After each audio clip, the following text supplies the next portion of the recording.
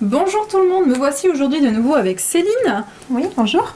Tu as créé un institut de formation pour les accompagnantes en parentalité. Aujourd'hui, on va parler du portage physiologique. Qu'est-ce que c'est ? Alors, le portage physiologique donc du bébé, c'est c'est bien de le préciser. oui. C'est une manière de porter bébé en respectant sa position physiologique, donc en respectant son développement moteur et émotionnel également. Quelle matière tu préconises pour ce portage ? Alors, on va utiliser, donc là, on peut utiliser aussi bien donc, des écharpes de portage, il y a aussi des porte-bébés physiologiques aujourd'hui qui se font. Au niveau des écharpes, il va y avoir plusieurs matières. Donc, on va avoir des écharpes tricotées, donc, qui vont être en maille, ou alors des écharpes tissées, qui là vont être faites avec du métier à tisser. On les différencie de manière très simple. Au niveau des écharpes tricotées, on va avoir la largeur qui sera toujours un petit peu extensible. La longueur, ça dépend parce qu'il y a différents types d'écharpes, mais là c'est un petit peu plus particulier.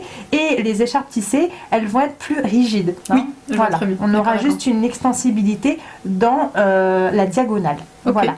Donc, les deux types d'écharpes sont tout à fait envisageables pour porter de manière physiologique. Ce qu'il va falloir prendre en compte, ça va être vraiment le ressenti du parent, le besoin du parent, parce que les goûts et les couleurs, ça ne se discute pas. Et puis aussi les besoins du bébé. À travers les écharpes de portage, on va avoir plein de nouages différents. Il y en a des tonnes et des tonnes de nouages. Il y a des nouages qui vont être plutôt plaquants, d'autres qui vont être plutôt suspendus. Donc on va regarder le bébé a besoin de quoi. Est-ce que c'est un bébé qui a une forte compétence d'agrippement ou pas? Est-ce qu'il est tout petit ou est-ce qu'il a déjà 3-4 mois? Est-ce que c'est un bébé qui est victime de RGO ou pas?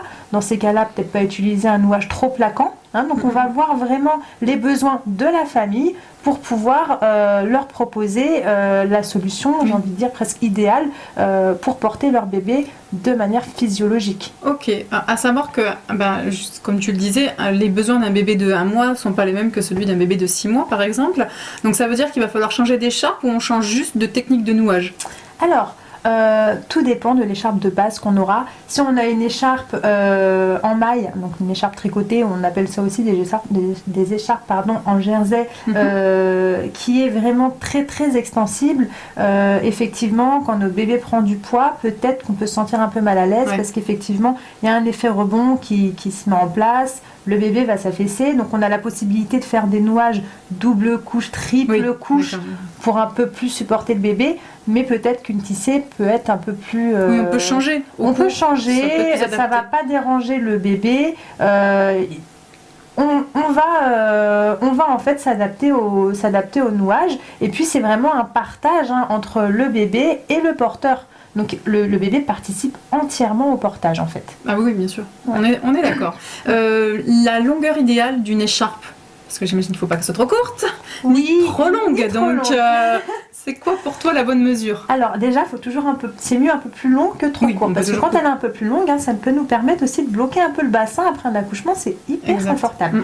La longueur, elle va être vraiment en fonction déjà des fabricants, parce que selon les fabricants d'écharpes, on n'a pas les mêmes longueurs. Donc le L parfois ne correspond pas à la même longueur d'un fabricant à un autre. Comme pour les vêtements ou les chaussures. Ouais, mais j'ai envie de dire sur par exemple une taille 38-40, on peut faire une écharpe de 4,20 m à 4,90 m, on est bien. Et après, on a des écharpes de 5,20 m, de 5,60 m. Donc, on a vraiment des écharpes très très longues. Après, voilà, lorsque je rencontre des parents qui ont des écharpes trop courtes, on le voit C'est pénible, ça. Alors, il y a toujours des solutions. Du coup, sur notre formation de portage perfectionnement, on voit aussi que faire quand on est avec un parent qui a une écharpe trop courte, plutôt que de lui dire c'est foutu, faut en racheter une autre, c'est dommage. Il y a toujours des solutions, il y a des nouages qui s'adaptent aussi pour pouvoir porter un bébé même avec une écharpe trop courte. Ok, voilà. C'est hyper intéressant, très bien. Je te remercie beaucoup. On vous précise qu'on va faire des vidéos de démonstration de certains nouages.